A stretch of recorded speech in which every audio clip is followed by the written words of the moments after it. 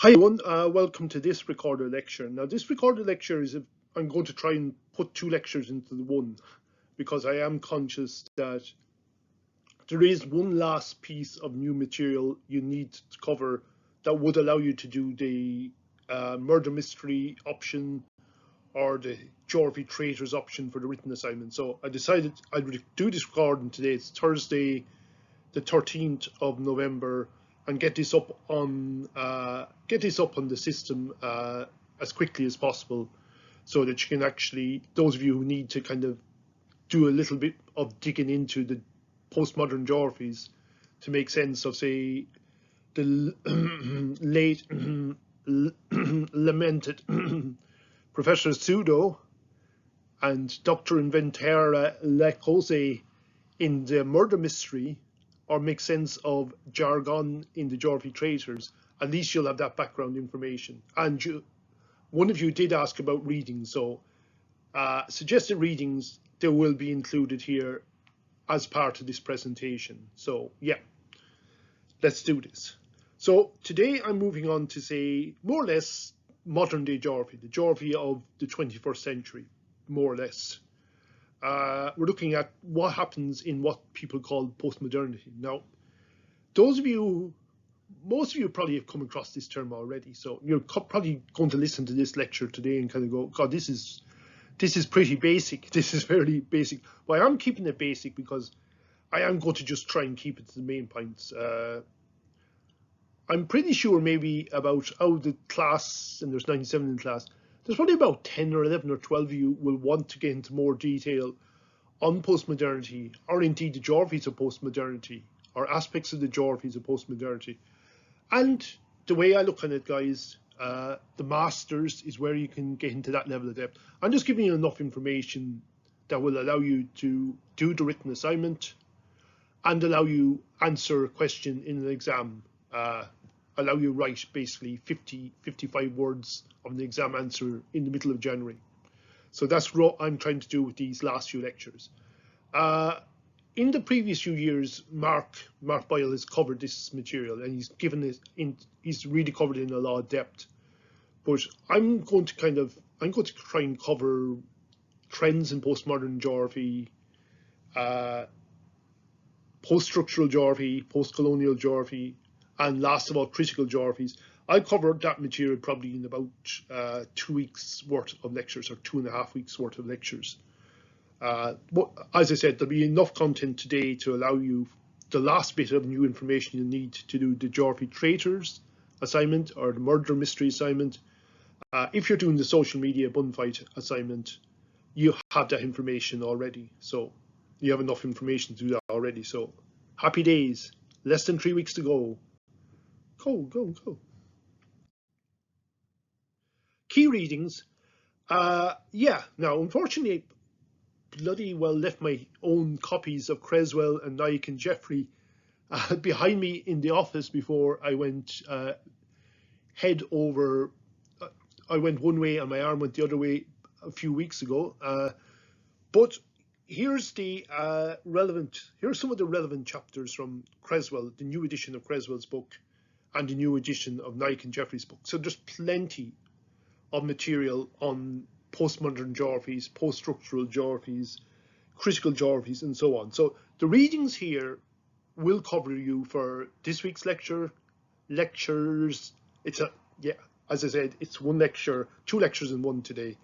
It'll cover you for this week's lectures. It'll also cover you for next week's lectures as well, and maybe even if I have another, next week's lectures as well. So if I don't remember to include the reading list with the recorded lectures for next week, which is actually the week after next, because I'm doing this the week before, I'm confused myself. Anyway, there's the reading. So there is definitely have a look at Mark's. I hate to pick up Mark, but definitely have a look at that second chapter from his Human Geography, A Concise Introduction, because that'll give you a pretty solid overview, not just of the basics of postmodern geography, but also other aspects of the module we've covered so far. So that's definitely not a bad chapter to read, guys. While I'm at it, if you're doing the written assignment and I'd say definitely do a bit of background reading. The background reading really should be to better help you understand what different approaches are about. So if you're writing about, say, a social media bun fight between humanistic geographers and Marxist geographers, the relevant chapters in Creswell, in Knight and Jeffrey, maybe even Johnson Sidway, they'll give you a bit more depth than you'll get in the recorded lectures to better explain your ideas. But for the written assignment, you don't need to do the dog on, that doesn't sound academic, so you don't need to do the dog on the level of background reading. If you've dipped into a few relevant chapters in Creswell, in Knight and Jeffrey, maybe in some of the other books, maybe that Marx chapter, maybe Cooper's book, maybe Johnson Sidway, if you've read about 3 or 4 chapters, if you show you've done some reading, that's okay for the written assignment. Because really with the written assignment, what I want to see is, do you understand the approaches you're looking at, you're discussing, and can you get across your ideas effectively? And for the bonus points, can you get across your ideas across effectively and creatively? So there is a lot of scope with the written assignment to be as creative as possible. But anyway, I'm going off the point here. Here's some of the other readings. So Johnson Sidway, chapter 7. Probably there's more relevant chapters in the last edition of Johnson Sidway. But as I say, check, don't take my word for it. Check these books out yourself and you'll get some useful ideas there. Okay, so postmodernism. There's various different types of postmodernism. There's, I think I could be wrong here, and those of you, sorry, I'm just taking out the mouse there. Those of you who probably have done a lot more on this, maybe in sociology or anthropology, you'll give a better handle on this, but definitely architecture was one of the first avenues in which postmodernism made its, you start to see postmodernism. So you can talk about postmodernism as style from the work of Le Corbusier, if I pronounce it right, to the Bonaventure Hotel. So it's kind of a very different style of architecture to a more modernist style of architecture, where it tends to be a bit more weird, a bit more out there, a bit more playful, whereas modernist architecture tends to be more functional, and you tend to get, so there's a bit more diversity and difference and, let's be honest, weirdness in postmodern architecture. Postmodernism as style, you see this in literary criticism and the arts. What is interesting here, this is the point, I'm going to come back to this point, difference. It's a very important trend running through a lot of postmodern geography, post-structural geography, post-colonial geography. This focus on difference, kind of, and opposing conformity, but this focus on difference, kind of this focus particularly on marginal groups or other groups, and one of the more positive dimensions of modern day geography is the attempts made by postmodern geographers, but especially maybe post-structural and especially post-colonial geographers, and especially critical geographers, to give marginal groups, or what they call other groups, a voice, to focus on these groups, to involve them as key focuses in the work or the research of these geographers. And again, as I said, the time period we're looking at here, postmodernity does cut into the 1990s, but we're mainly talking about the modern day, the 21st century. Next point, postmodernism as methods. This is another key point. The idea, one of the key strands running through postmodern thought is the fact that it opposes the idea that you can have big theories or meta-narratives. Now, we've talked about this idea of big theories before. A big theory or a global theory is a theory that you can claim can be applied everywhere around the world. So Marxism is based on a meta-narrative or a big theory, but big theories are also part and parcel of, say, earlier approaches in geography, such as environmental determinism, spatial science. So postmodernism, one of the key aspects or key elements running through postmodernism and indeed postmodern thought, is the idea that there's this idea of an opposition to big theories or meta-narratives. Last of all, postmodernism as epoch, more or less the idea that it marks a radical break with what went before, and that was the era of modernity. Now, if you want to understand kind of the trends here, so to understand the emergence of postmodernism, you need to see what went before. So this is from Mark Byles' work. So he talks about a break, different periods in time. So he talks about the pre-modern era, which more or less lasts from the dawn of time up to the Middle Ages. And we mentioned the work of geographers during this period in the very first kind of formal lecture in the module. The modern period, he suggests, then ran from starting with the early 1500s, the Age of Discovery, the Reformation, running up until around the mid-1800s. Modern period then, roughly for geography, runs from the point in time where geography becomes established as a formal university discipline in 1874. And again, just to remind you, the first geography departments were 10 geography departments in all, were founded in Germany in 1874, running up until the end of this period, the end of the dominance of environmental determinism in the 1920s, which to me seems like a rather short modern period. It's only a few decades. The late modern period, he suggests then, as it applies to geography, runs from the rise of regional geography in the 1920s to what he suggests is the rise of skepticism in the mid to late 1980s.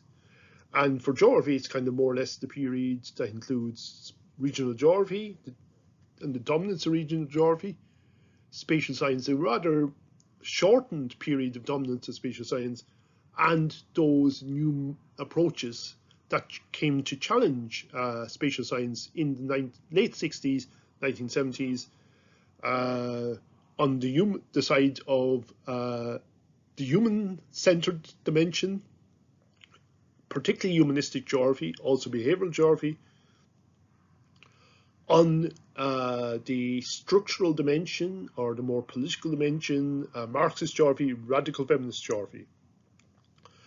And then in the early to mid-1980s, you had the emergence of new regional geography, locality studies, which we talked about in, oh yeah, it was the last lecture, wasn't it? In the last lecture, which many see that work, and particularly the work of people like Doreen Massey, almost as if it was going to, almost as prefiguring what was to come with postmodern geographies. So the postmodern era, which according to Mark started off in the late 1980s. And there were certain things happening in the late 1980s which might suggest that was a good point in time to start. Particularly in the late 1980s, politically, it was the end of the Cold War. So you ended a kind of period of where world politics was very much framed. There was a status quo. World politics was very much framed by the conflict between the Soviet Union and the communist world against the USA and the capitalist world. This came to an end in the late 1980s with the breakup of the fall of communist regimes in Eastern Europe, and a few years later, the dissolution of the Soviet Union itself, and led to a totally different style of global politics. So the postmodern era, running from the late 1980s to the present, as Marx suggests, one of the big things characterizing this is the end of the search for a big idea. So this notion of a big idea or a global theory or a meta-narrative that would make sense of everything around the world, that could be applied anywhere across the world. So one of the trends or ideas running through the postmodern era and postmodernity is the idea that you don't have these big ideas. You don't have these meta-narratives or global theories. What is modernity? So as I said, the pre-modern era more or less ran up until the end, effectively ran up to the end of the Middle Ages, and the latter few centuries was dominated by was dominated by an economic system called feudalism, where basically most people were kind of subjects or subjugated by the local lord or the local baron. Most of the work you do would be to serve the needs of that local lord or baron. You'd have enough just to be able to provide enough food to keep yourself going. But a lot of your work was really there in service of the feudal lord. And effectively, even though you weren't slaves, you were effectively in hoc to that local lord or baron. You were effectively more or less his property. Modernity, other trends running through modernity, the dominance of religion, and a lot of countries were really, a lot of politics, I talk about this in political geography, like a lot of political power was held by religious authorities during this pre-modern era. So when you're looking at political power was shared between kind of secular powers such as the monarchy or so on. But religious authorities also had a lot of power. Religious authorities also controlled a lot of territory. And in terms of education or universities, theology and religion tended to dominate the work done in most universities. Tradition as well, we all love tradition, don't we? Superstitions, etc. Who doesn't love that? But apparently modernity wasn't too keen on that. So modernity was a reaction against these different elements or trends running through modernity. And the thing that allowed the emergence of modernity was the emergence of industrial capitalism, which more or less kind of slowly began to be a thing from the 1600s onwards, but definitely picked up in the 1700s and especially the 1800s. What did industrial capitalism do? In a way, it was quite liberating. It allowed for this break from medieval feudalism. So no longer did people have to, most people in the period, in the pre-modern era or the feudal period, most people were living in rural areas and effectively said they were in hoc or prisoners to the local lord. With the rise of industrial capitalism, you started to see more and more people moving to the cities, and this move to the cities was in a way facilitated by the agricultural revolution. So instead of people in rural areas just being able to provide enough food for subsistence purposes, the agricultural revolution meant farmers were now able to produce a lot more grain, bigger animals. I don't know if you remember, if you see any images from the agricultural revolution, you see these super ginormous pigs. So now people in rural areas were producing more than enough food for themselves, but also surplus levels of food, which was then transported into the cities, and this was able to feed the growing urban populations and the growing number of people who are starting to work in industrialization. So you start to see what were probably previously very small villages or towns in places like the north of England suddenly mushroom in this period into big industrial cities. So you can think of places like Manchester, Birmingham. You can probably also think of Belfast in Northern Ireland in this line. So the agricultural revolution and industrial revolution, they were key drivers in more or less driving, increasing this trend, this move away from the old feudal era to the new modern capitalist era. Now, a lot of what happened with modernity as well was linked to the Enlightenment period. This idea that reason and rationality were important and should be key drivers of the way we organize society, the way we organize politics. But the Enlightenment was also linked to a growing respect and a growing reverence for science and scientific laws and discoveries. As Knight and Jeffries suggest, modernity as an epoch was to see scientific knowledge supersede ritual and religious belief as the principal conduits of intellectual production. Postmodernity as such then can be looked on as a period following on that of modernity. Some would say it's not really a definitive break, it's more an interruption with the past. Postmodernity critiques and sometimes seeks to replace aspects of modernity and the Enlightenment project. This belief that human reason, human rationality is there, this belief in the importance of human reason and human rationality, and the belief that you can have ongoing progress with reason and rationality, with the use of science. You are going to have a process of ongoing process, which basically will lead to things getting better and better for humans, for people. Different elements of this, different elements of modernity that were critiqued. Fordist capitalism, particularly in the early 1900s, Fordist capitalism was seen as a kind of the linchpin of capitalism in the modern era. The big idea of Fordist capitalism was that just like the assembly line process that Henry Ford used to develop his cars in the early 1900s, the idea that you'd have production taking place in very large factories where everything took place in the one factory. You had this assembly line approach to production, mass production. It was a critique of the focus on modernity on uniformity, rationality, and domination, whether that's the domination of nature or, as happened in the 1800s and early 1900s with imperialism, the domination of other peoples from other parts of the world.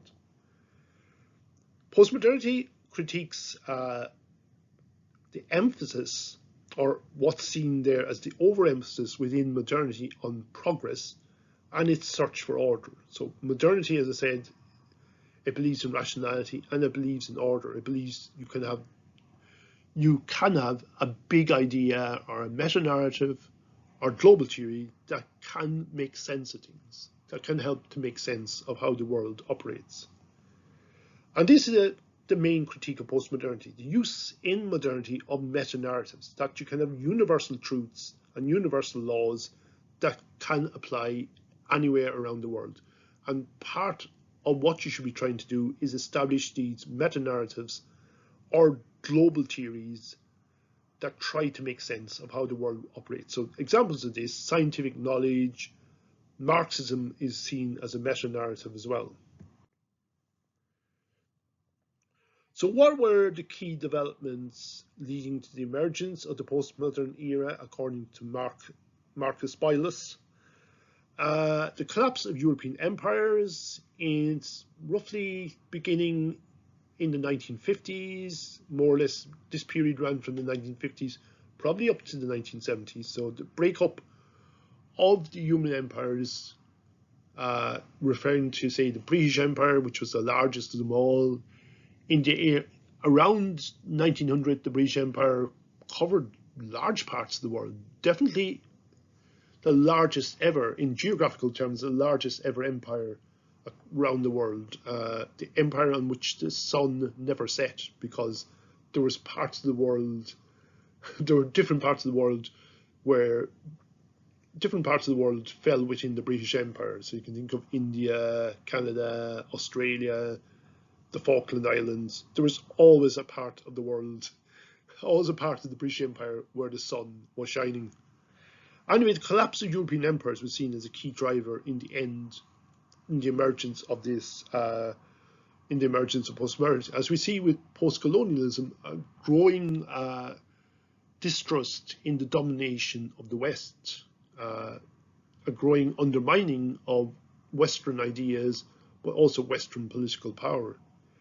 Global economic recession played a massive role here, particularly global economic recessions taking place in the 1970s. The global economic recession sparked by the oil crisis of 1974. You had other global economic recessions taking place at other points in time, 1990s, in the late 2000s. And this kind of undermined the belief that capitalism would always equate to ongoing economic growth, ongoing better lifestyles for people. Environmental collapse, the damage of the environment, the emergence of big, serious global environmental issues, most notably climate change.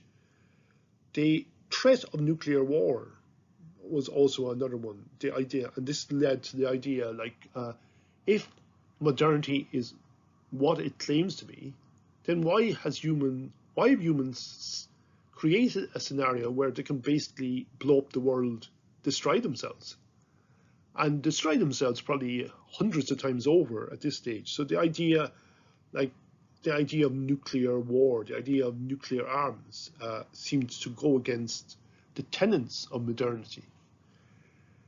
We had the biotechnology revolution as well. Other key developments, political developments happening at this point in time around the emergence of the postmodern era. As I said already, the end of the Cold War and the collapse of the Soviet Union, which was really the major political project associated with those advocating for Marxism, a Marxist political approach. So the collapse of the Soviet Union and the downfall of communist regimes in Eastern Europe, and the end of the Cold War, which, as I said, was the dominant political narrative or political story in world politics between the end of World War II in 1945 and this period at the end of the 1980s and the start of the 1990s. And the other key trend, global trend, the rise of China, but also the rise of other areas in what was formerly known as the developing world. So China definitely emerging as a major economic power, probably at this stage, maybe on a par with the USA, and maybe even overtaking the USA as the world's dominant economic power. But you're also seeing the rising economic and political power of other countries in what was known as the developing world, what is sometimes referred to as the global south, countries like India, for instance, and Brazil and South Africa.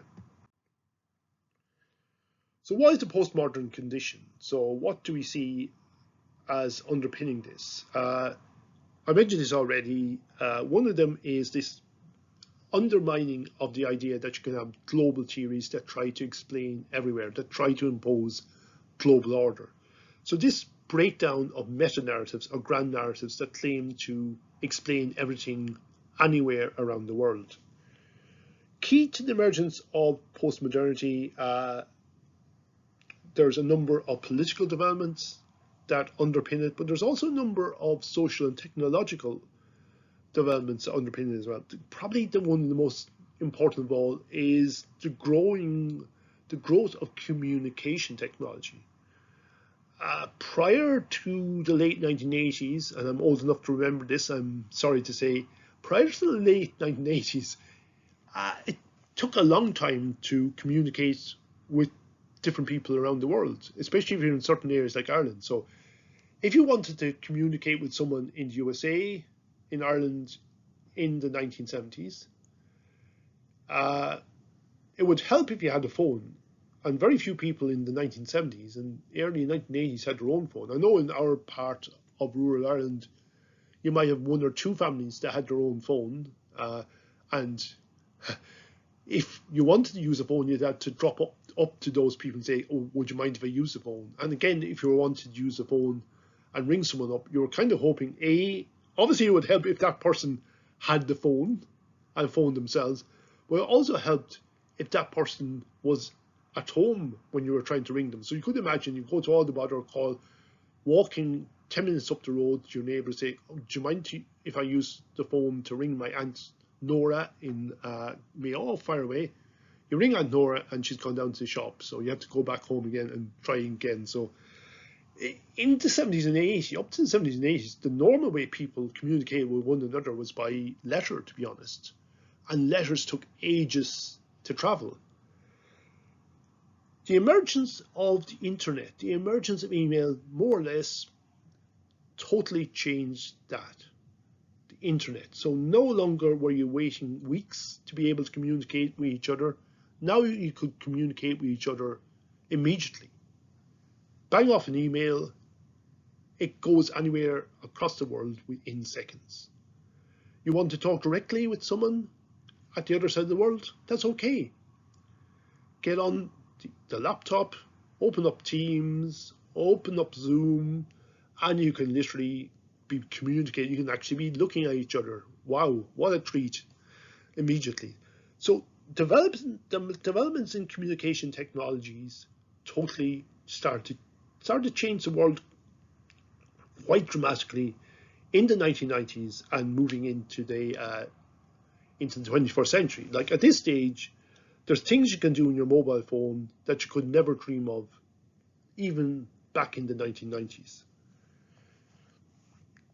Another key element or trend running through postmodernity is this idea of conspicuous consumption. So you're no longer, because of higher levels of affluence in parts of the world, particularly the more developed parts of the world, people are no longer consuming for the sake of consuming for subsistence reasons.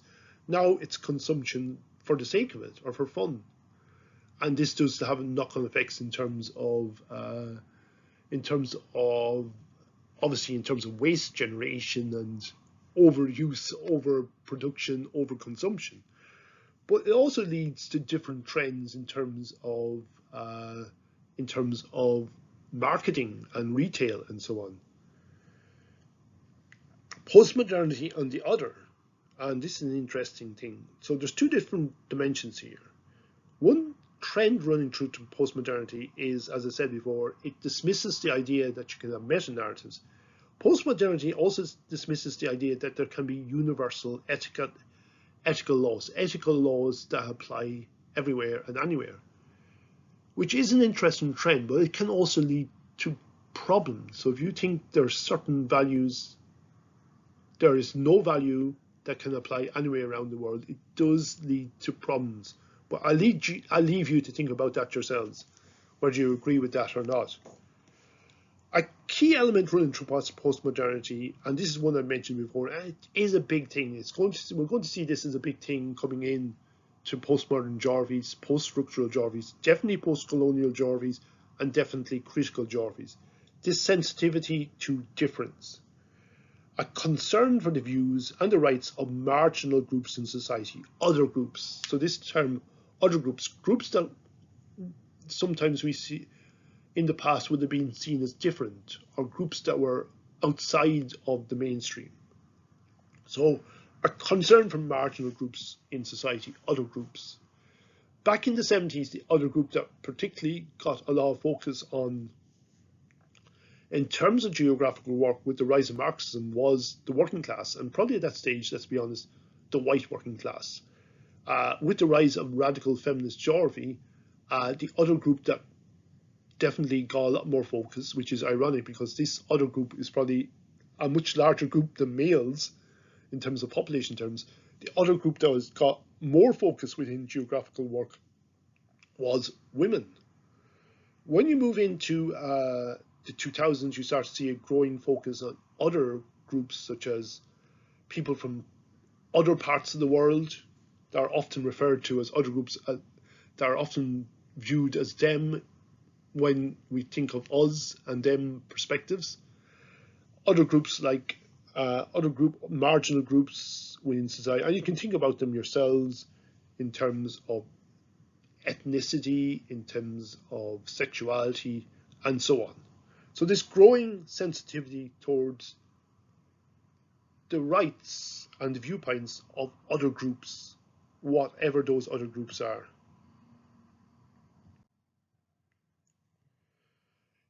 Now, capitalism underpins everything. So modern capitalism was seen, modern industrial capitalism, which eventually became Fordist capitalism in the early 1900s, that was seen as a key economic underpinning of modernity.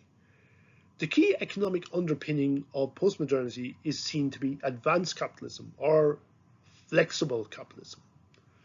So this reflects what I was talking about in the previous lecture when I was talking about the locality studies project. This trend of global economic restructuring that started to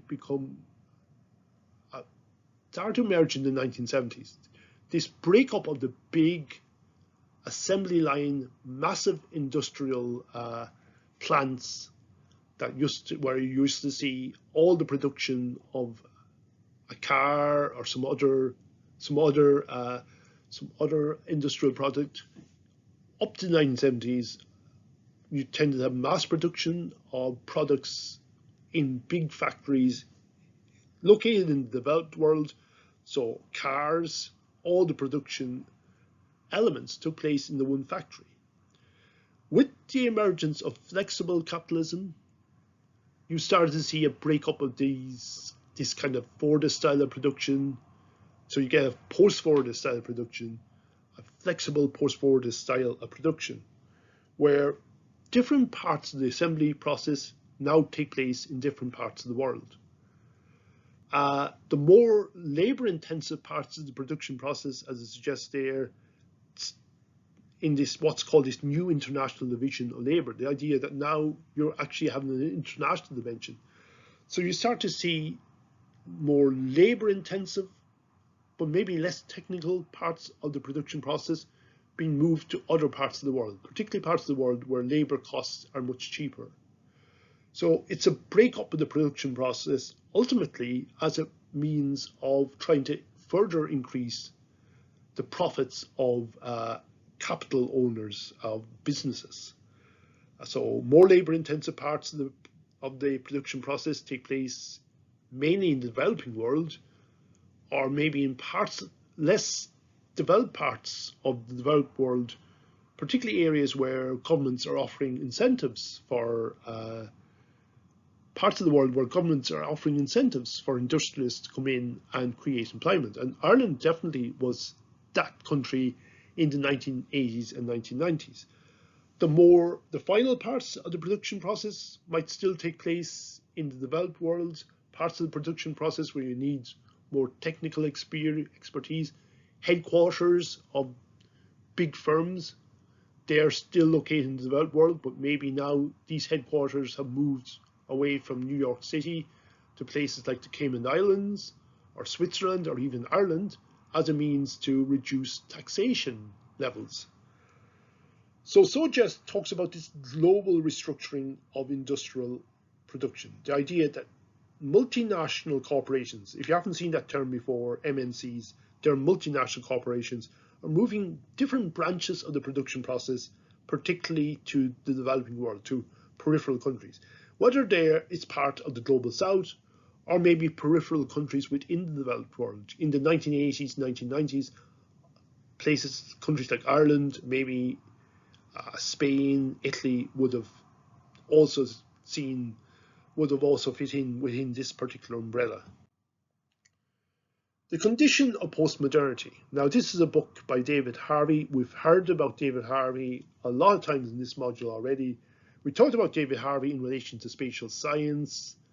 David Harvey himself as a student, I think his PhD was on hops production in Kent, which is a rather obscure topic for a PhD thesis, but I would imagine his initial thesis did still contain elements of old-style regional geography. He then becomes effectively the leading person in spatial science, in the spatial science approach in the 1960s, culminating in the production of Explanation in Geography in 1969, and then moves towards Marxism and becomes the world's leading Marxist geographer in the 1970s.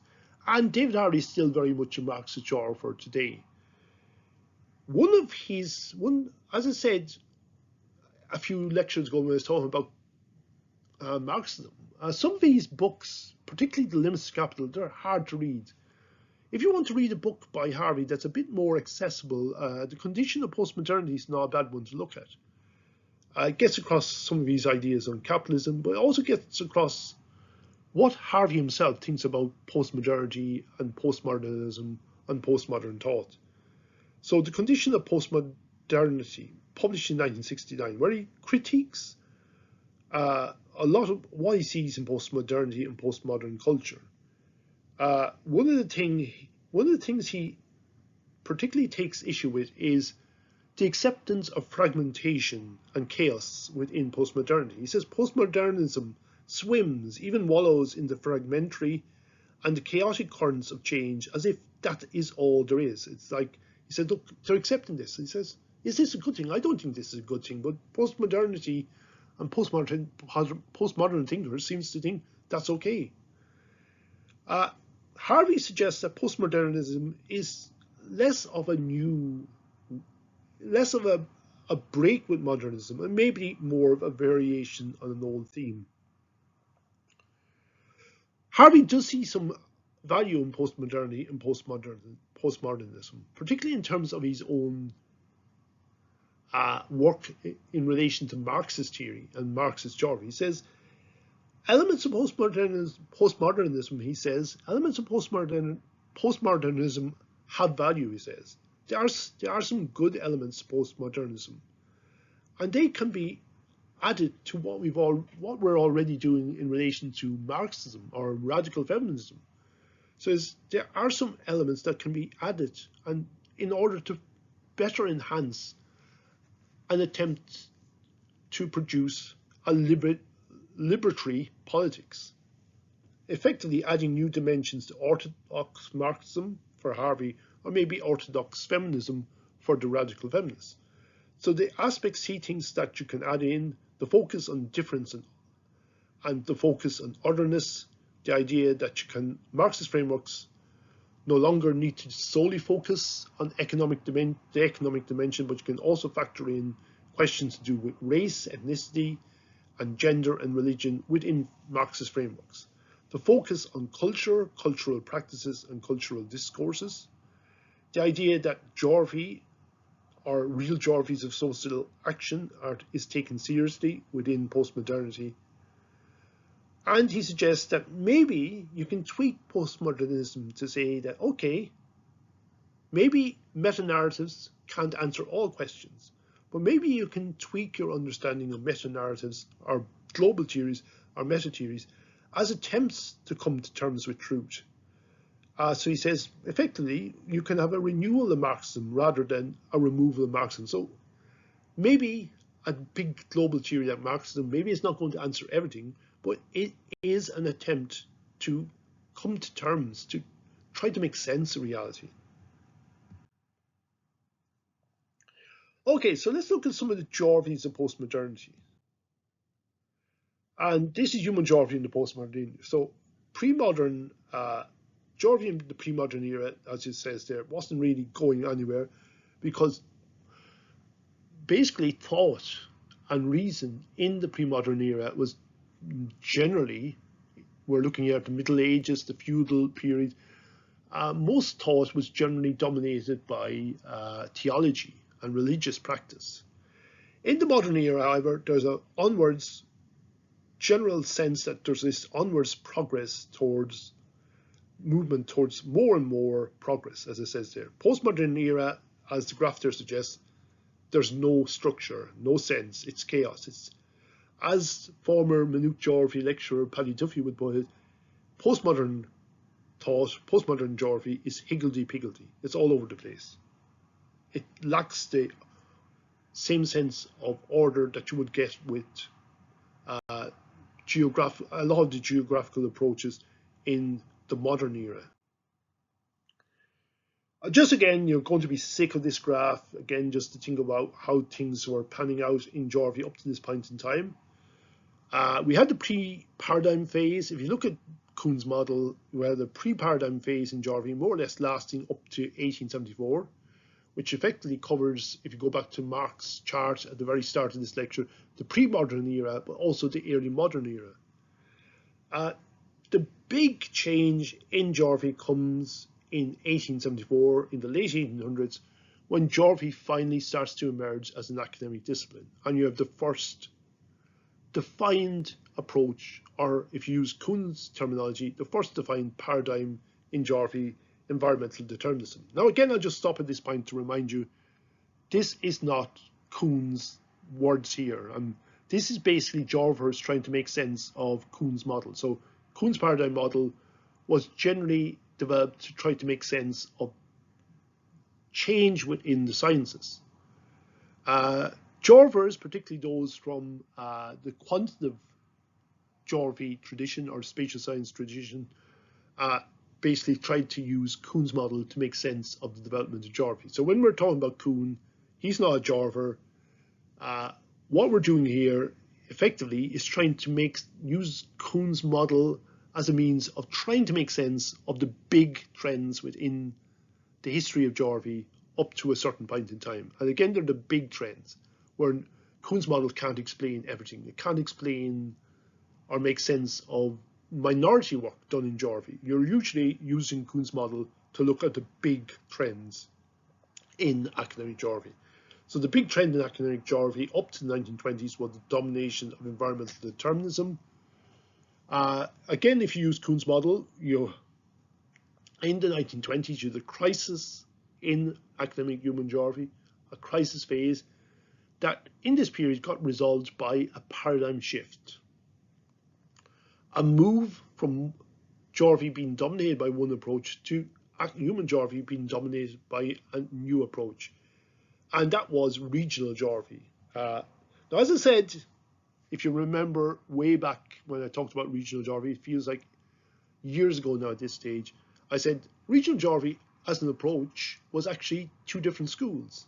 So there was a focus on the region, but the way the French school tried to make sense of the region was different in style and scope to the way the German school tried to make sense of the region or study the region or carry out research on the region.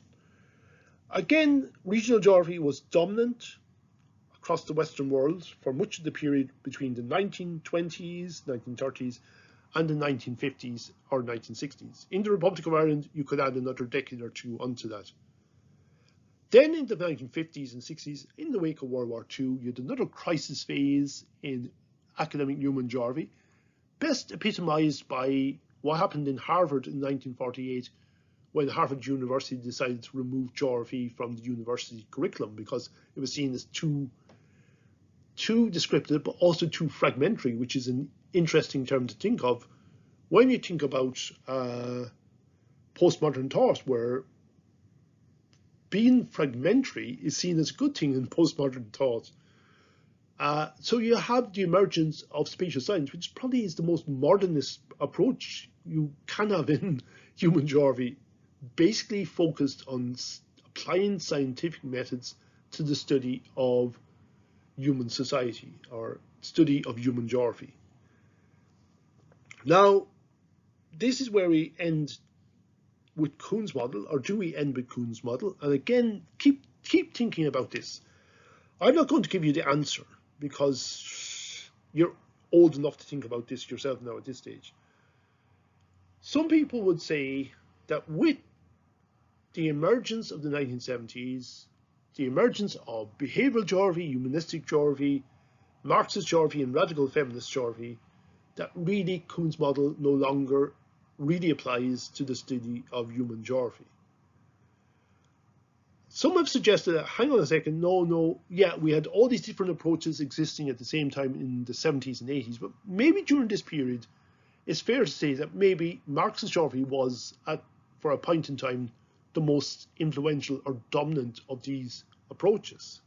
So there is some debate about that in terms of the 1970s and 1980s. It is fair to say that when you move into the 1980s, 1990s, early 2000s, it's fair to say that there is a lot more fragmentation within human geography. So instead of maybe 5 or 6 different approaches all occurring at the same time, when you move into the 1990s, early 2000s, there's a lot more approaches all occurring at the same time. So there's a growing level of fragmentation within human geography. Now, by the time you get to the 2010s, 2020s, and I'll come to this probably in one of the last official lectures, or when I say official lectures, one of the last lectures where I cover new material with you in this module. When we start to look at critical geographies, I would actually say, hang on a second, if you look at who's holding positions of power in world geography, if you look at most of the new hires in geography departments in Ireland, I'd actually suggest that maybe critical geographies possibly could be the dominant approach in human geography today. But that's my argument, and what do I know, guys? What do I know? Anyway, Kuhn's model, is it out? The argument would be in postmodern. One argument would be in postmodern geography, Kuhn's model no longer can be applied to the study of geography because geography has become too diverse, too fragmentary. There's no dominant approaches anymore. The counter argument might be, hang on a second, do we actually have a dominant approach in geography? Could it be said that even though we have a lot of different approaches all occurring at the same time, that if you look at the most powerful approach in geography, maybe we should look at critical geographies, which would be the last approach I come to. Now, as an approach, a lot of the approaches we look at here in the next few weeks, they're really, we will refer to them as geographies. They're not you can't talk of them as being as defined or as homogeneous an approach as, say, environmental determinism would have been in the early 1900s, or indeed spatial science would have been in the 50s and 60s. So we're looking at a number of mini approaches all occurring within a bigger umbrella approach, which we call maybe critical geographies, or post-structural geographies, or post-colonial geographies. So anyway, there's a few thoughts, and we'll keep coming to this again. So applying Kuhn's model to geography, this is Mark's version, and you can read about this in his book. So he suggests that we had the very first approach, 1880s to 1920s, environmental determinism. You had the revolution or paradigm shift, whatever you want to call it. New approach, 20s to 50s, regional geography. Again, a revolution or paradigm shift. 50s to 60s, spatial science, then a revolution or paradigm shift, then a number of new approaches all occurring at the same time. Behavioral geography, humanistic geography, structural geography, Marxist geography. Should also include here radical feminist geography. And then what happens from that, from the 80s onwards, more and more fragmentation, more and more new approaches all occurring at the same time.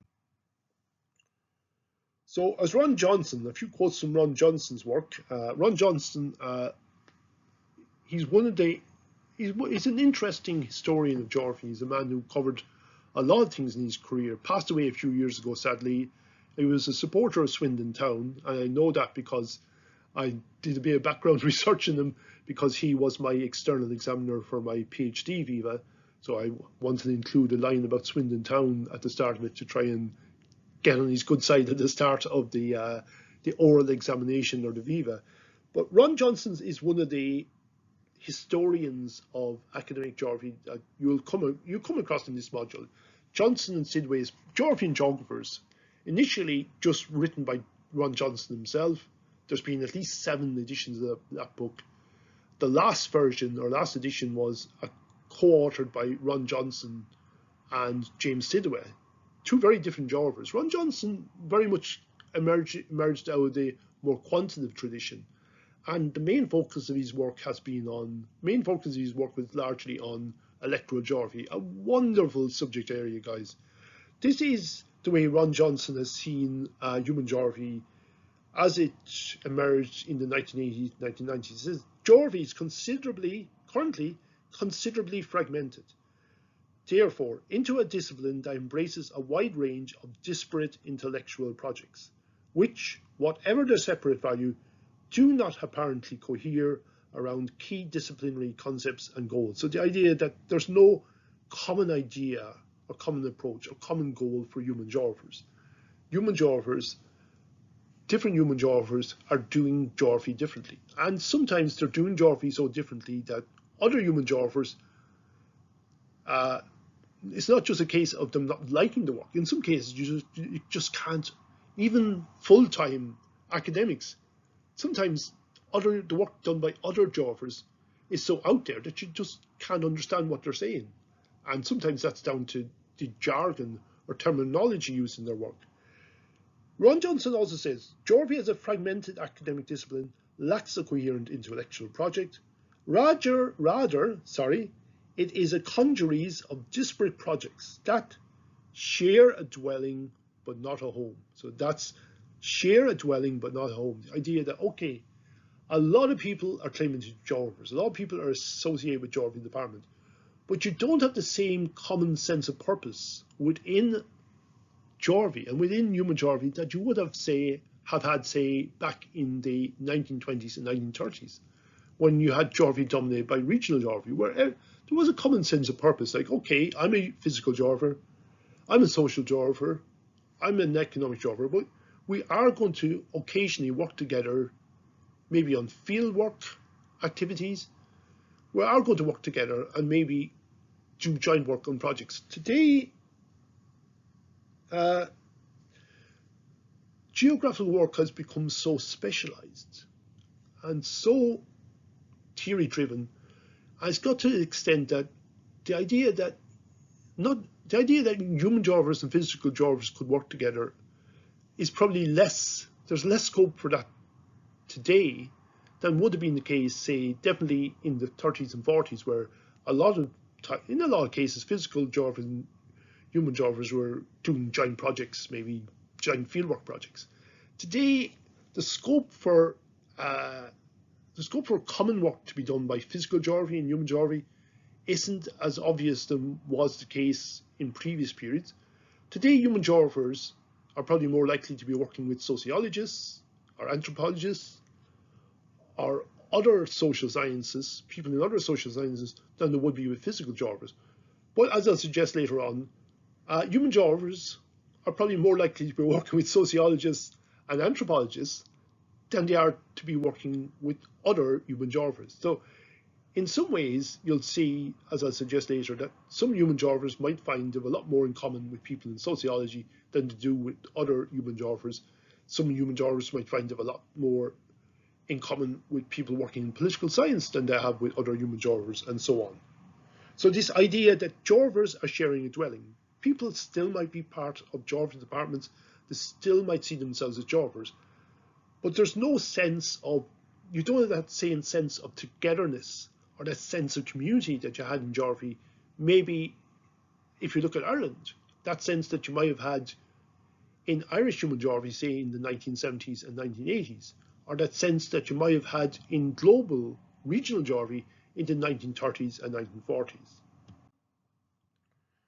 So here are some of the new approaches that emerge in the period from the 1980s onwards. So I'm not going to go through all of these now. Some of you may, in your future geographical career, or if depending on what the other modules you're doing this year, some of you may come across these in more. So we can talk about things like actor network theory, emotional geographies, non-representational geographies, postmodern geographies I'll talk about today, feminist geographies. I've referred to radical feminist geography. There is new trends. A lot feminist geography or feminist geographies have moved into different directions in the 2000s. So we're looking here at newer work in feminist geographies. Post-structuralist geographies, post-colonial geographies, I'll mention next week. Political ecology and Anthropocene studies. Political ecology is effectively a knock-on or a move-on, or it's fairly closely linked to Marxist geography. This political ecology approach was very much part of Marxist approaches to geography in the 70s and 80s. And I know in my time as an undergraduate student in the early 1980s, I'm not that old. As an undergraduate student in the late 1980s, early 1990s, this political ecology approach was very much underpinning a lot of the basic key textbooks of, say, first year geography, this idea of core periphery relations and so on, the political ecology approach, and then we can talk about applied geographies and the emergence of geocomputation and geographical information systems in an era dominated by big data.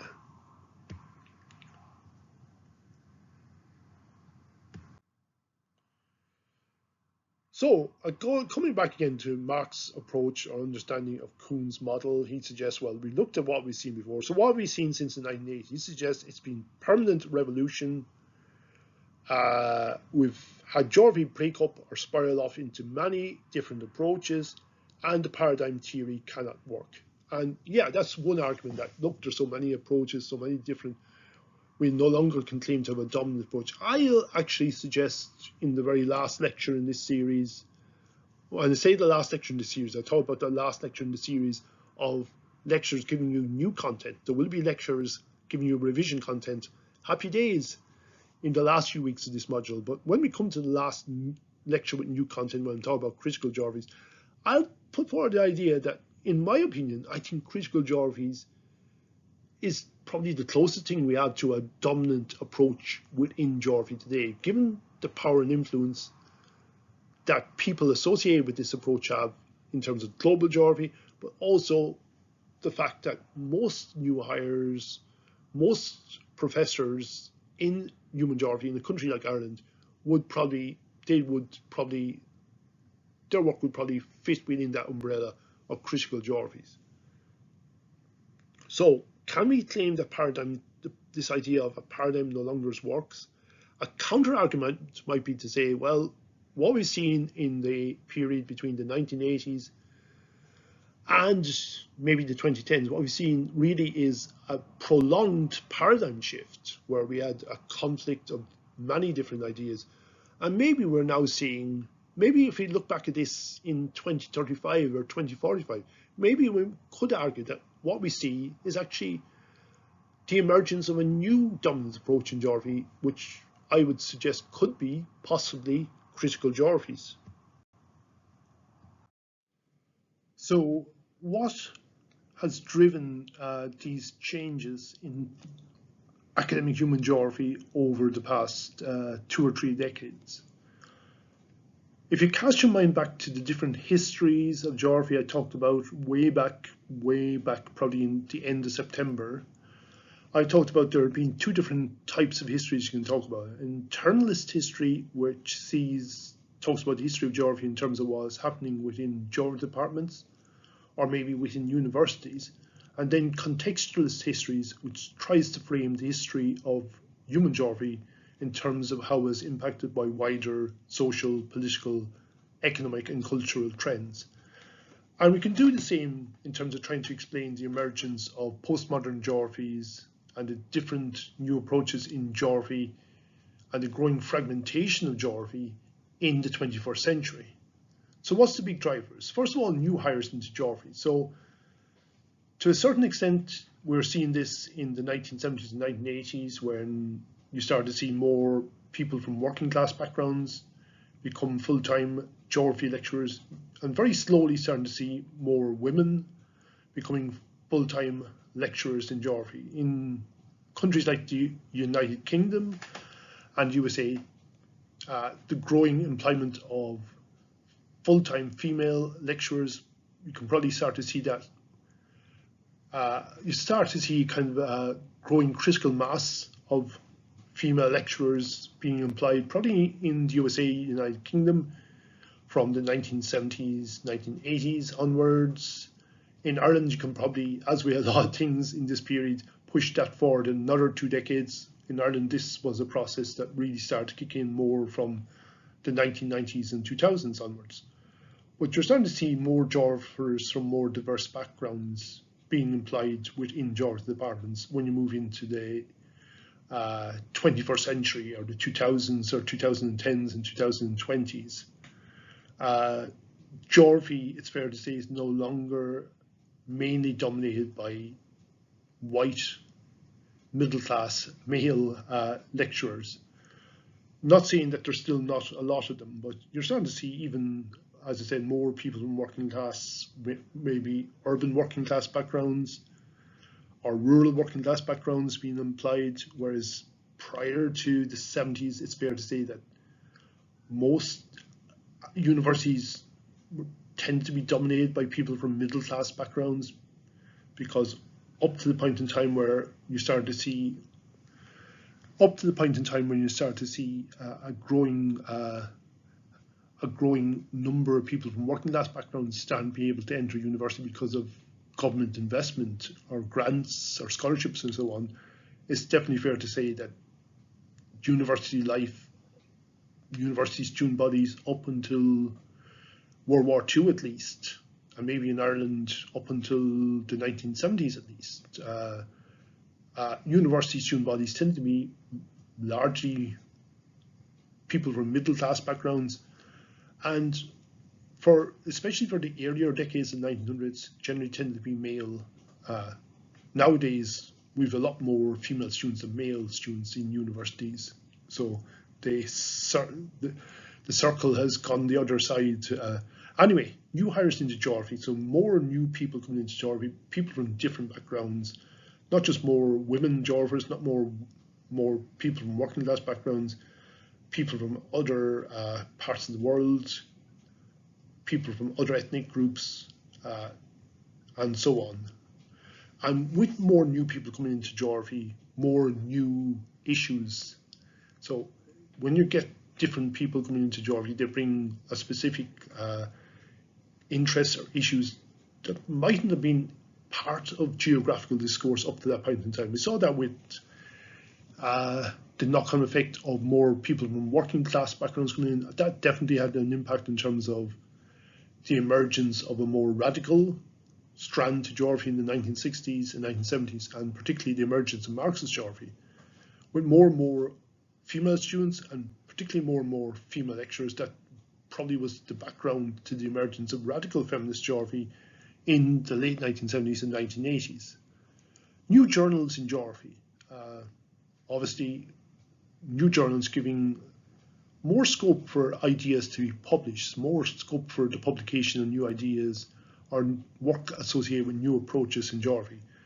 And to some extent, it may be a case that specific approaches have their own journals to get across their ideas to, I'd like to say the public, but let's be honest, in terms of academic journals, to get across their ideas to the rest of the academic world. I'll talk a bit more about journals and academic writing at the end of this particular lecture. Now, this is a big driver, I think. New funding models in universities, but also new promotion models in universities. So definitely there was a change. Back in the good old days, and I hate to say it, I sort of like the good old days. Back in the good old days, promotion was basically based on seniority. It was based on the amount of time you'd been working in the department. So if you stayed working in the department long enough and you were doing a good job, eventually you would become entitled to promotion. And by the end of your career, if you were doing a really good job, you might eventually get a professorial position, or eventually you might become head of the department and de facto become a professor. Things have changed in terms of how departments are organized, definitely in the 2000s. So there's new funding models, there's a lot more research funding out there, but it's very competitive. And some academics and some geographers are definitely a lot better at getting access or winning this funding than others are. I'd say in our department, one of the standout people in this regard is Mary Gilmartin, Conor Murphy, Rowan Feely, really good at these, really good, and it takes a lot of work in fairness, really good at winning funding, getting research funding. Promotion within departments has become increasingly linked to research performance as well. So, and the ability to get research funding. So in the old days, promotion might have been based, definitely in the old days in Ireland, where really there wasn't a lot of time to do this research because you were so busy with regular lecturing work, regular marking work, regular administration work. Nowadays, research performance is a big driver of promotion models. And promotion has become a more competitive thing.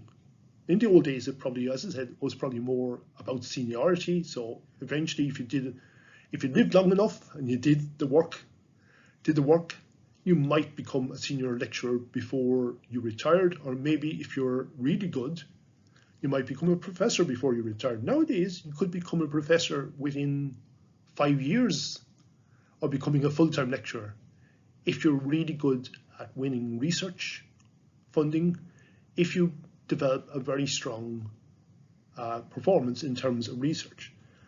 But there is a knock-on effect to that. If you're given more time to research, it's got, by and large, you're going to need research buyouts. So the knock-on effect of that is a lot of the very successful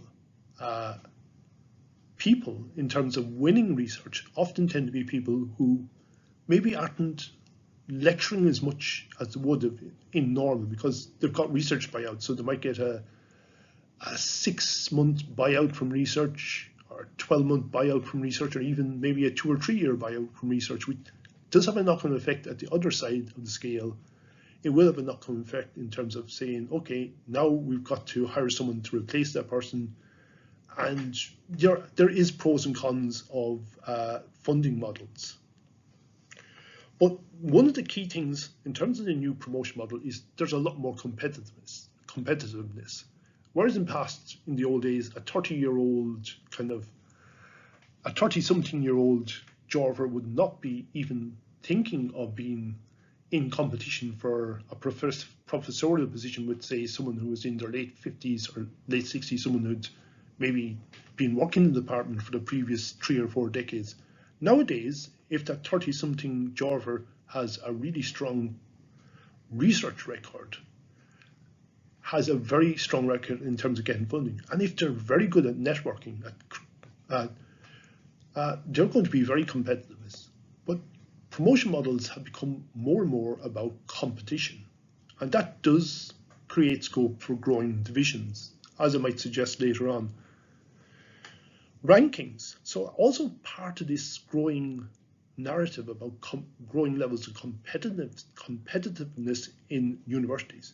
There's been more focus now on university rankings, whether they're national rankings or world rankings. So the universities see themselves as in competition with each other in terms of trying to increase their position in global rankings or national rankings.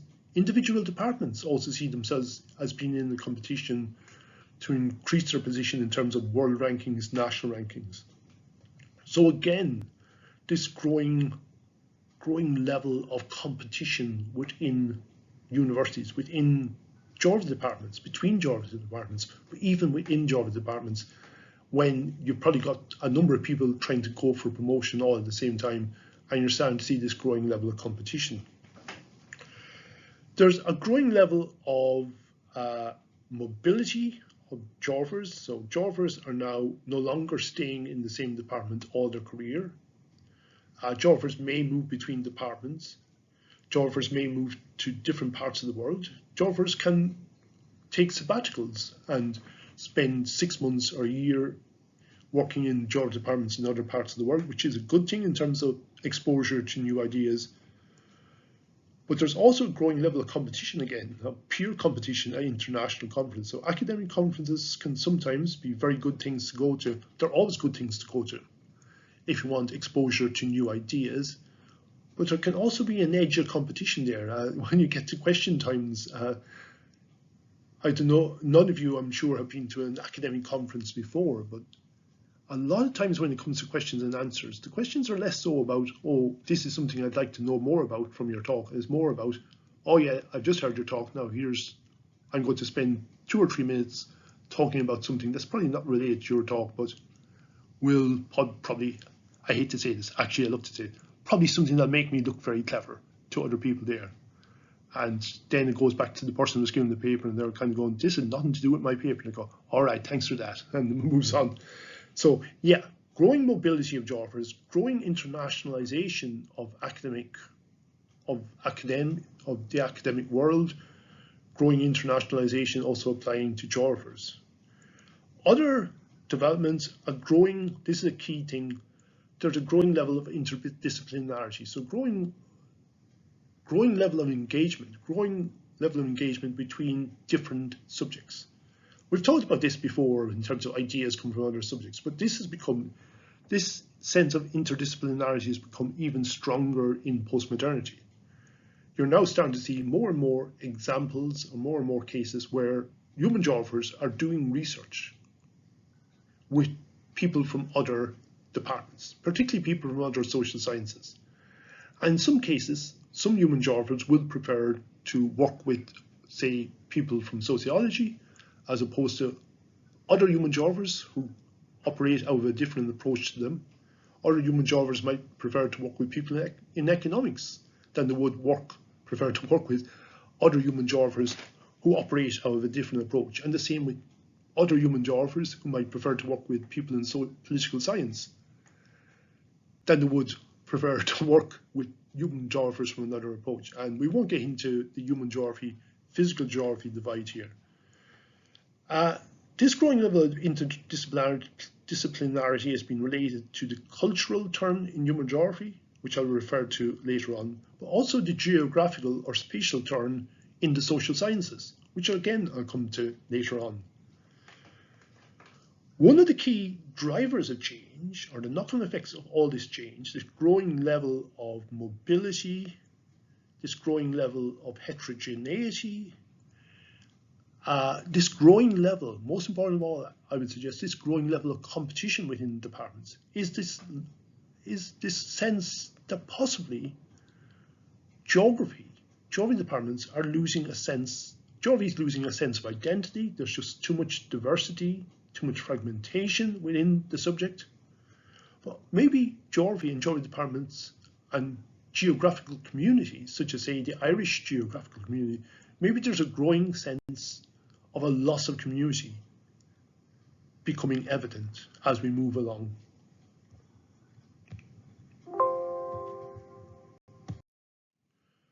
Now we can move on to the contextualist drivers of change, and I won't say too much about it. I'll mention these as we're working through the material, but definitely it can be argued that a lot of the major trends and changes you see in relation to academic human geography can be related back to the wider political, social, economic, and cultural context. So changes, it could be argued, may be driven in part by internal factors. Changes within universities, changes within geography departments, which I talked about in the previous slide, but it can also be suggested that what the changes we're seeing within academic human geography in the 21st century may also be driven by what's happening in the wider world. Historical change impacts on geography. So the geography we see in the early 1900s is different to the geography you see in the early 2000s because it was a different world back in the early 1900s, and it's a very different world in the early 2000s. So tempora mutantur et nos et musmer in illis. Times change, and we in turn change with them. So this idea of geography being also impacted by what's happening in the outside world. And I won't go into Harvey's, we mentioned this already, but this is, you see this idea of a call for contextualist approach being seen in the work of people like David Harvey, talking about the need for this in terms of making sense of the history of geography. He says the history of our discipline cannot be understood independently of the history of the society in which the practices of geography are embedded. So contextualist drivers. So to what extent, is wider social change impacting on academic geography? To what extent is wider political change, economic change? We've already mentioned kind of the big political changes in the late 1900s, early 2000s. We talked about the big change in the world economy, global economic restructuring. We can also think about cultural change and social change as well. So the cultural turn in geography, and the big thing we're seeing here is a greater prominence being given to social theory within geography.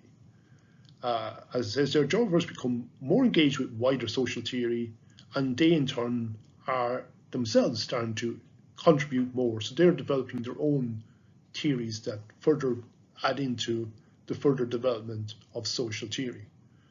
So this cultural turn in geography. At the same time, there's a spatial turn in the other social sciences. Other social sciences like sociology and anthropology and political science are starting to focus a lot more on ideas and concepts that would normally be looked on as geographical. So you're starting to see more and more work being done on climate change, more and more work being done on nature-society relations, but also a growing interest or emphasis on place, and also a growing interest or emphasis on space, aerial-based differences. The knock-on effect of this is a growing level of interdisciplinarity. But it also means that the divisions between different subjects, disciplinary boundaries are becoming more blurred. So we're seeing this growing level of interdisciplinarity, which on the one hand can be good, because if you're working with someone from political science, you can add something new to the picture, say, look, this is the way we do things in geography. You might learn something from someone in political science. And one of the things I try to get across in this module is different ideas are good, because there's pros and cons to different approaches, different ideas. On the other hand, if disciplinary boundaries become more and more blurred, what does this mean for geography? Will we still see a standalone subject of geography maybe in 10 years' time or 20 years' time? Or will geography be just subsumed into a wider social sciences degree, or social sciences meta department or mega department, or whatever you call it? So is geography as we know it today, is geography at risk of just being dissolved into the wider social sciences? If what makes geography unique, our focus on space, place, and nature-society relations, if the things that make geography unique just start being taken over more and more by the other social sciences, if geography can no longer claim that we are the department or the subject that looks at these concepts, and you'll see at times in big rows within universities about, and there'll be certain ideas about climate change, and different departments say, oh, geography is trying to take ownership of this. And you'll see all this conflict as well. So there is a growing sense, a growing concern that as disciplinary boundaries become more and more blurred, that maybe it's going to be harder to see a future for geography, because geography might just become subsumed into a wider social sciences mega degree or mega department, which in a way is almost the reverse of what we saw in terms of university life in the 1800s and 1900s, where you were seeing a growing specialization. With interdisciplinarity, you might see the exact opposite taking place, which, in my opinion, is probably not a good thing in terms of the future history of geography. Anyway, last few slides looking at postmodern geographies. So one of the things that we see with postmodern geographies is a growing level of engagement with other theories, other social theories, particularly theories from psychoanalysis, but also theories from other aspects of social theory. So new work in economic geography, new work in social geography, and new work in political geography from the 1990s onwards becomes influenced by a wide range of theories. So not just a case of one specific theory and one specific idea, as might have been the case with, say, environmental determinism, drawing Darwinian ideas from biology in the late 1800s. But you're seeing a wide range of theories being drawn, including theories such as actor network theory. So the idea is you're going back to what geography should be concerned about, questions to do with place, questions to do with space or aerial differentiation, but you're doing so armed with a wide range of different theories. So a new theoretical sensitivity. So in a way, it's kind of carrying on that tradition we've seen, starting with spatial science, of a growing focus on the theoretical dimension of academic geography.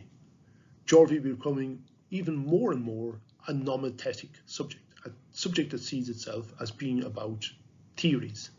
No longer global theories, no longer meta-narratives, but more micro-level theories.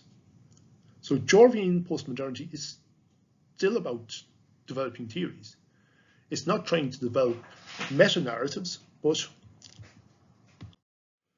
postmodern geographies are characterized by a focus on heterogeneity, so highlight highlighting a focus on differences within societies, but differences between different groups, and a sensitivity to the views of other groups within societies, also a sensitivity to place, as evidenced in the work of Deer and Soja.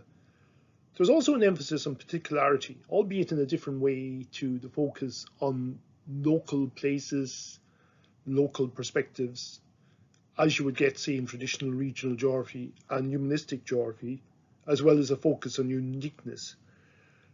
So as such, these postmodern geographies tend to appeal to those human geographers who don't particularly like the idea of meta-narratives, big pictures, but also don't like the idea of the attempts made by approaches such as spatial science or Marxist geography to try and identify order or trends in terms of things such as movement, as with spatial science, or in terms of making sense of the global capitalist system, as in the case of Marxist geography. The general sense here is that the arguments put forward by these human geographers is that instead of the rational order, instead of the general unchanging globalistic patterns that would be suggested by the work on Marxist geographers or spatial scientists, they were suggesting that their own research was identifying difference in disorder as opposed to a rational global order or global trend. Sensitivity to place is seen to be important in postmodern geographies, and very important in terms of looking at how capital or capitalism interplays with other aspects of society, of everyday life, particularly the interplay of capital and culture in modern society. So one of the things, and we'll talk about this again with in terms of critical geographies at the end of this block of lectures, one of the things you do see as a particularly significant element of postmodern geographies is this added dimension of culture or cultural behavior or cultural studies to existing work in relation to economic geography by Marxist geographers. So you start to see it growing with postmodern geographies. You start to see a growing linkage between capital and culture in a lot of the work of postmodern geographers.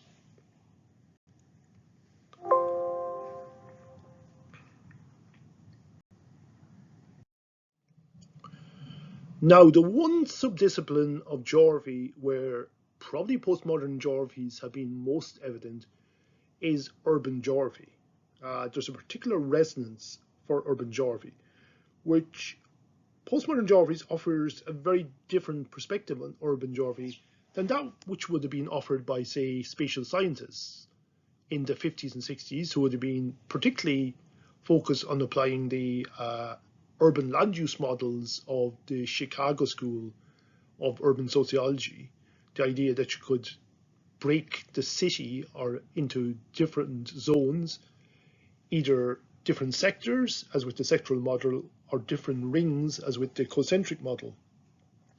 But also very different to the urban geography that would have been particularly linked with Marxist geography, which would have particularly linked everything to the workings of global capitalism. So postmodern geographies have particularly been applied within urban geography in terms of making sense of urban change and urban development, but also highlighting the fact that there are different and competing urban spaces occurring within the one city. So it's a breakaway from the old rational order or the old rational models that would have been particularly associated with the work of spatial scientists. What postmodern geographers particularly talk about in relation to the city is what they see as a radical break in the development of cities. And particularly a radical break in the development of cities that's effectively a response to the workings of flexible capitalism or advanced flexible capitalism. as a response to social change, globalization, and the knock-on effects of globalization. So the idea put forward here is that within cities, you've actually, again, this almost refers back to the point I made about academic geography departments. You're starting to see growing competition, not just between cities, but within cities. So the idea here put forward is that postmodern cities are creating differentiated, competing urbanisms, which, as it suggests here, is an adaptation, an economic adaptation to respond to what's happening in the wider world, the ongoing effects of flexible capitalism, advanced capitalism, post-Fordist capitalism, whatever you want to call it, but also the knock-on effects of globalization. And one of the best pieces of work, or the most significant pieces of work in this regard, is a study of Los Angeles by Ed Soja, which looks at Los Angeles and sees different spaces all occurring within the same city. And the general sense is not one of order, but one of disorder and fragmentation. Others have suggested that there's a need for a postmodern rural geography to particularly recognize the plurality of people who make up rural society. So to get across the idea that instead of being homogeneous spaces where society and culture is largely the same, rural society is itself characterized by a high degree of heterogeneity. It's not a case that society and culture is the same in rural areas. There are different groups, different people making up rural spaces. Rural spaces can be as heterogeneous, as differentiated as urban spaces can be.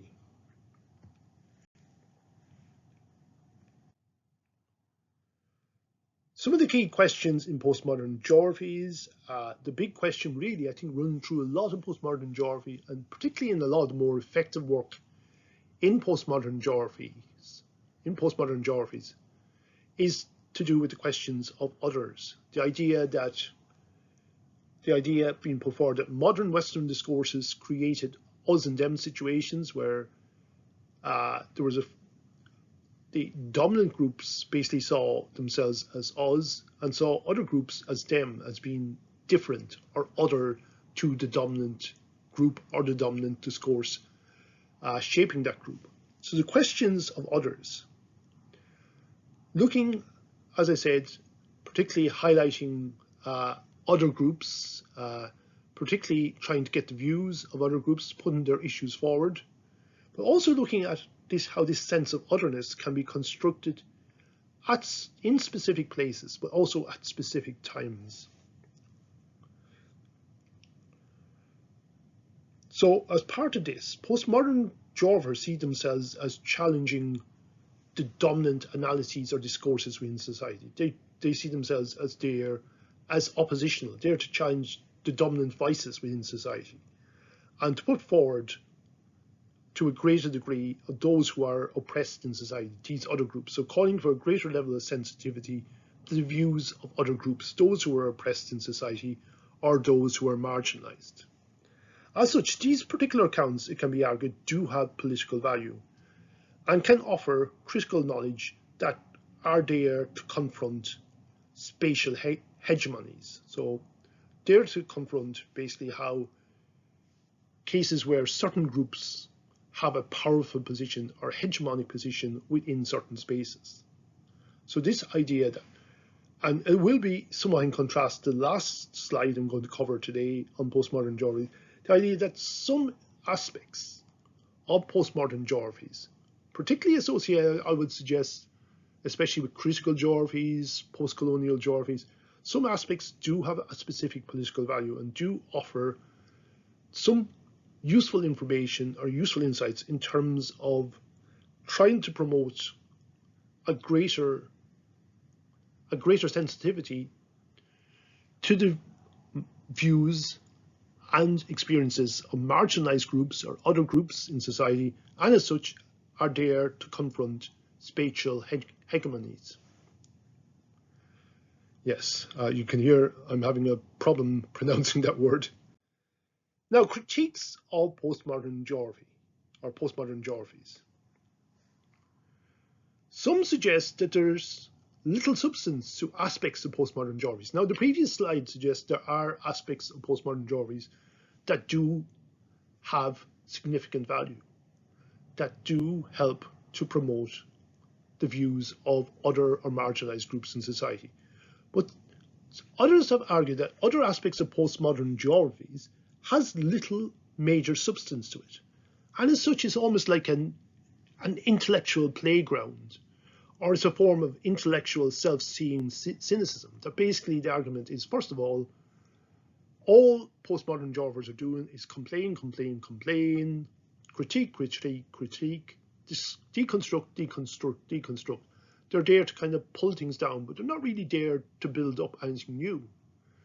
They're there to say, look, we want to get rid of these global theories. We want to get rid of this search for rational order. But what is brought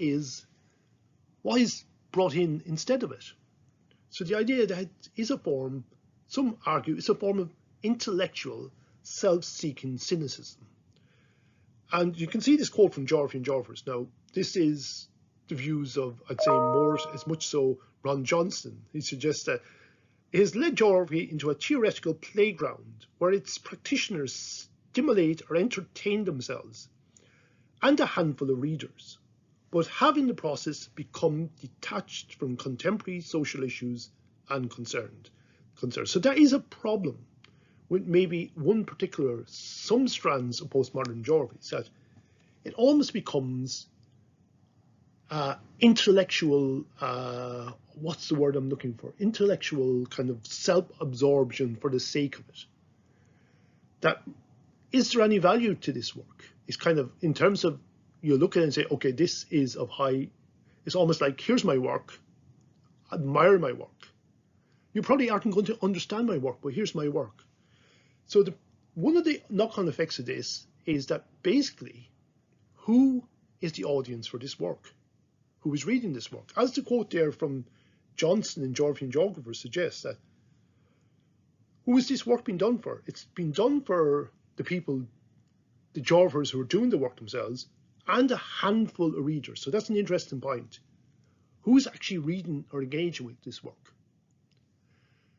First, in some cases, it's probably just a handful of readers. So if you're producing work for some academic journals of geography, particularly the more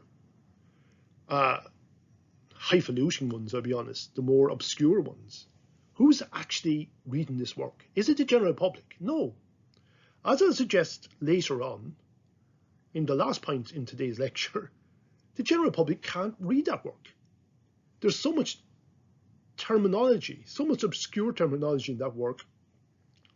There's no way the general public can engage with it. Can policy makers engage with the work? No, they can't. And in any case, some geographers would say, oh, we don't want this work to be for policymakers because they'll just maintain the system.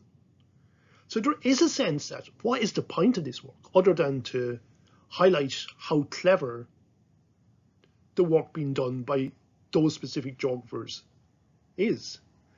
Is the work there just to say, look, is the work just for a small number of academics who can read the work and admire the work and think they're great? But does it have any value other than that, other than this sense of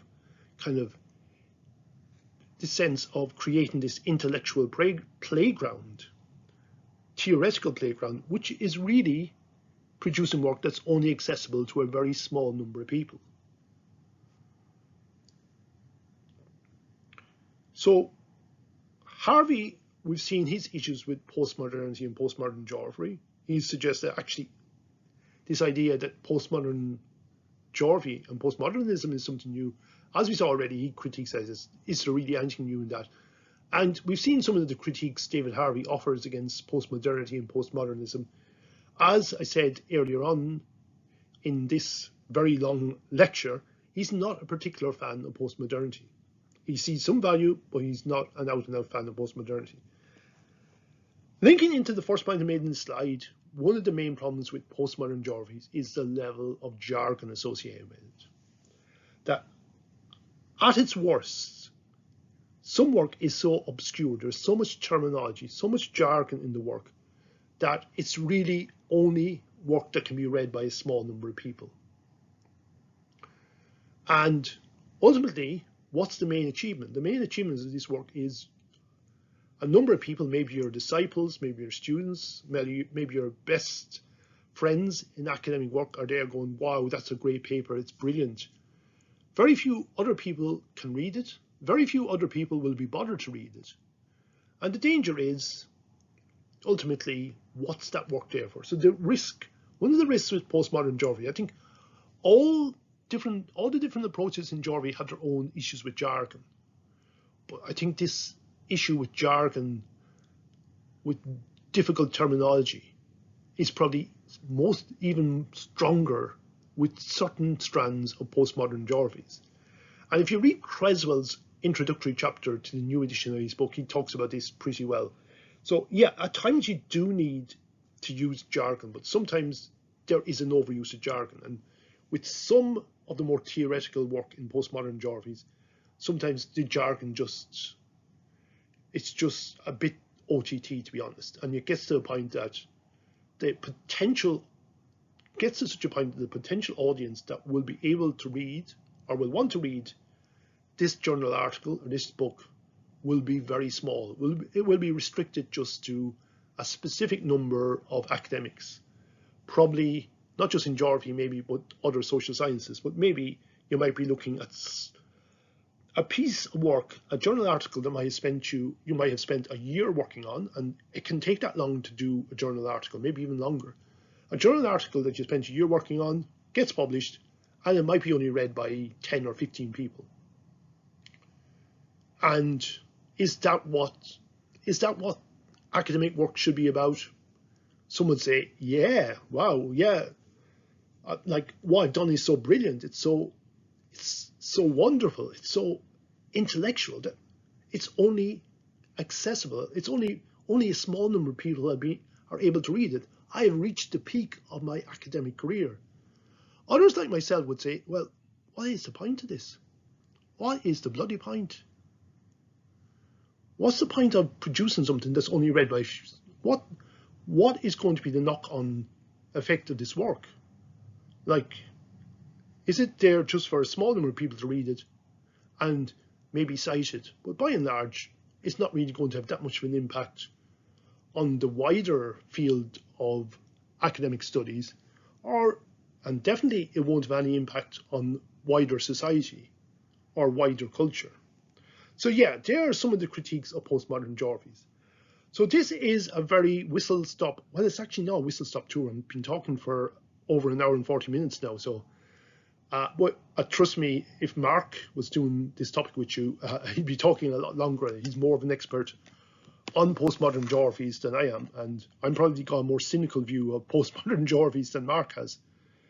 So that's a very whistle-stop tour of postmodernity, geography and postmodernity, and postmodern geographies. As you see, there's some really good strands running through postmodern thought, and which also flow into postmodern geographies, particularly this idea of being sensitive to the views of others in society. But you can see there are issues and difficulties. And again, this is always the case with different approaches. Remember what I said in the last slide about Stevie Wonder, Paul McCartney's song Ebony and Ivory? There is good and bad in everyone.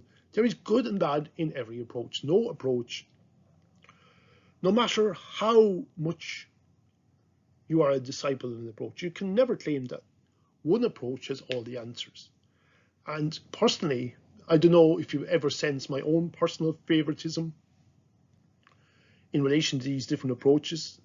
You will probably get a sense that I do have a certain slight sympathy for quantitative approaches in geography, but I do particularly like the ideas that was put forward by people like John Agnew, the locality studies, this idea that, okay, maybe the best thing to do is, instead of going down the rabbit hole of solely focusing on one approach, maybe the best thing to do is try and draw together different strands or different ideas from different approaches. So the focus on place in humanistic geography, the focus on space, or particularly space as understood in terms of global capitalism, Marxism, how can we draw them together?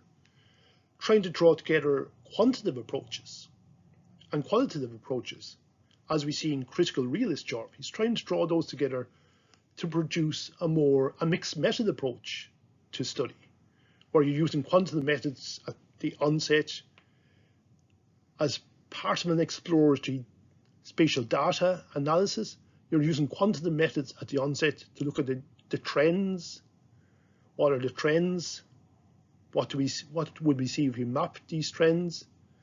And then moving on, after an engagement with literature, moving on then to use more qualitative methods to tease out the trends you're seeing, or the questions that might emerge out of those trends at a more localized scale, or using some form of case study analysis. Anyway, everyone, 1 hour, 45 minutes. But don't worry, this is effectively 2 lectures in one. I'm not going to expect you to listen to another hour and 50 minutes of another lecture this week. So this is this week's lectures, this week's 2 lectures all in one lecture.